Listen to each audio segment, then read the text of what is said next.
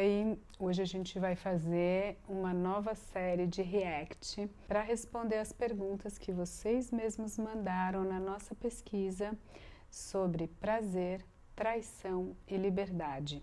Tem umas muito curiosas, ó, presta atenção.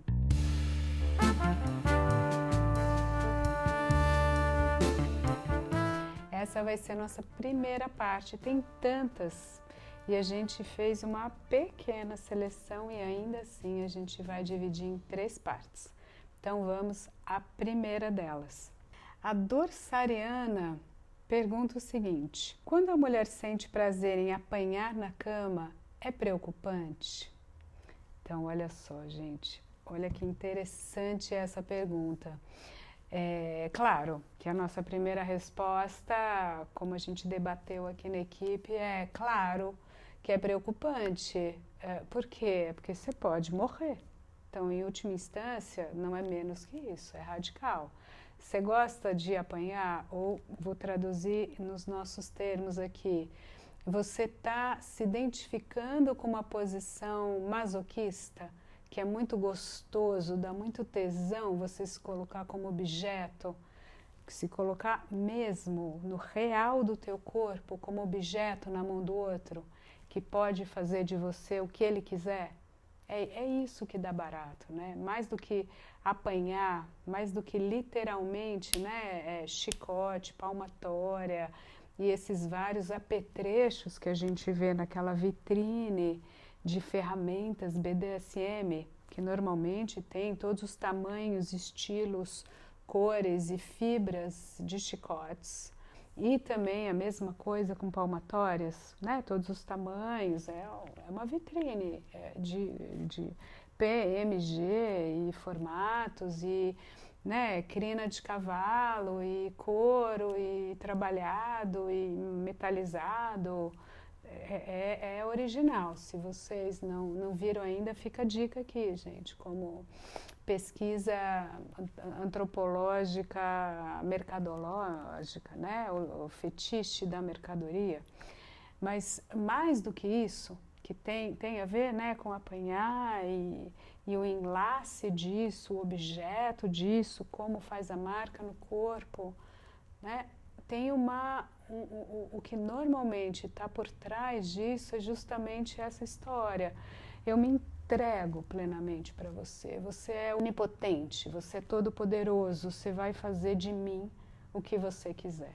Então, constituir essa falicidade, essa potência, essa força para o outro é o que me dá tesão, é o que me, né? E aí, qual é o paradoxo? É preocupante? Em parte, porque se o outro é toda potência, né, uma omnipotência, você está no lugar de uma beira à impotência. Esse é o flerte. Esse é o interessante da lógica BDSM, inclusive, ou sadomasoquista. É você flertar com o limite de se destituir do lugar de sujeito. E aí, pode ser interessante esse jogo, se te dá tesão, se é essa história, enfim, se somos adultos e pactuamos, ok, lembra de ter a senha. Quando bater aqui, ou quando falar a palavra-chave, que é diferente de não, né? Não, que muitas vezes pode dizer sim, sim, continua. Lembra de escolher a palavra-chave que o outro vai ouvir. E lembra de escolher um outro que possa ouvir a sua palavra-chave para saber qual é o limite. Esse é o jogo, é o que dá tesão. Brincar com o limite, ultrapassar o limite. Só cuidado, né? Eu só me preocuparia com isso, para não se deixar levar no radical da posição masoquista, que é se fazer o pleno objeto para o outro e não saber nem quando parar. E aqui a gente tem a Bea Mori, que pode ser um nome real, mas como termina com 2 i's, talvez ela tenha se dado esse amore no fim, né? Fica a pergunta. E a nossa Bea Mori pergunta o seguinte: liberdade é real ou apenas simbólica? Olha, liberdade é um dos conceitos mais difíceis da gente abordar. Por quê? Porque ele é sempre complexo. Ela é real, ela é simbólica, ela é imaginária e ela é sendo que parece que não é, e ela não é, parece que, quando parece que é. Entende? Então, tem um jogo de ser e não ser, e tem um jogo de dar a ver, enganar, que é muito curioso. Então, por exemplo, você diz, olha, me amarra e faz tudo o que você quiser de mim. E me priva do movimento, né? Bondage. Vamos pegar esse exemplo, a gente está falando de liberdade genericamente e vamos aplicar à vida erótica, eros, né? Sexualidade. Eu tenho um barato com ser amarrada, com ser, né, imobilizada e ser colocada em diferentes posições. Vamos pegar essa. Então, me amarra, vai me enlaçando, Quem é que está sendo livre? Né? Eu sou objeto e você goza em cima de mim. Isso é o pacto, é o acordo, é o que eu gosto, é o que me dá tesão. Mas eu sou livre, para exercer a minha fantasia e dois, para ser quase a dominatrix de você que faz esse trabalho por mim. Eu peço para você e quase digo para você como você tem que me dominar. Então, todo esse jogo da liberdade, da dominação e dos papéis, esse jogo mostra pra gente como a liberdade ela é complexa, porque às vezes eu não pareço livre ou eu pareço ser submissa, eu pareço estar no lugar de objeto, nessa posição lógica, mas simbolicamente eu ocupo duas posições. E esse é justamente o detalhe de toda a pesquisa que começou ali com Freud, se interrogando sobre essa dualidade que poderia ser uma coisa que depois ele mesmo, Freud, foi entendendo que era outra, que é nesse jogo pulsional sado-masoquista. Tanto que o Freud tem duas teorias sobre isso. E ele começa acreditando que o sadismo é primário. E depois, na segunda tópica, né, nos anos 20, depois de mais além do princípio do prazer, da pulsão de morte, ele faz um texto que é o problema econômico do masoquismo.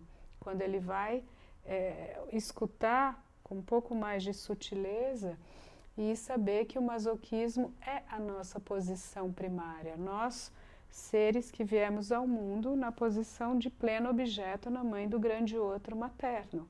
A mãe, ela usufrui, manipula, cuida, ama e domina a sua cria bebê. Então, é esse desejo de estar ali que complica um pouco, que confunde um pouco essas barreiras do ser livre, porque só um sujeito, ele é livre, não um objeto, mas a gente é sempre sujeito com um pezinho na cozinha, um flerte com a posição masoquista de objeto, que às vezes dá muito tesão. E agora uma pergunta da Kiss Gilberta. Controlando o prazer, eu controlo a liberdade? Olha, eu tenho uma pergunta para Kiss. Você controla o prazer? Porque eu diria o seguinte, prazer mesmo, aquele prazer que vai num crescendo, que vai na avalanche, que pode levar o gozo ao orgasmo, normalmente ele flerta com o não controle, não é assim? A gente tem que poder se permitir não controlar, se entregar, deixar vir, não o outro sobre mim, mas o outro, o grande outro que é o inconsciente. Algo, uma avalanche, aquela onda vem e me toma e eu, ao não controlá-la, eu alcanço um lugar que é um lugar de máximo prazer. Não é mais ou menos assim que funciona a avalanche do orgasmo, a avalanche do gozo, a arte do erótico?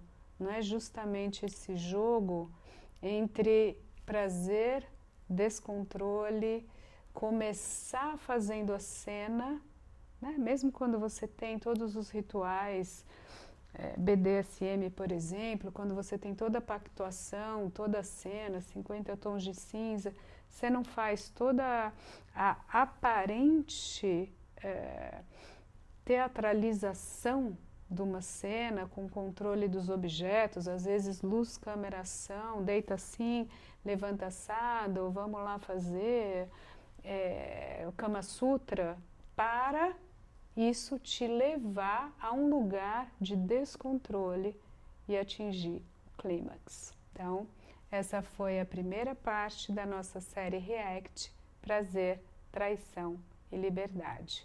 Aguarde as próximas.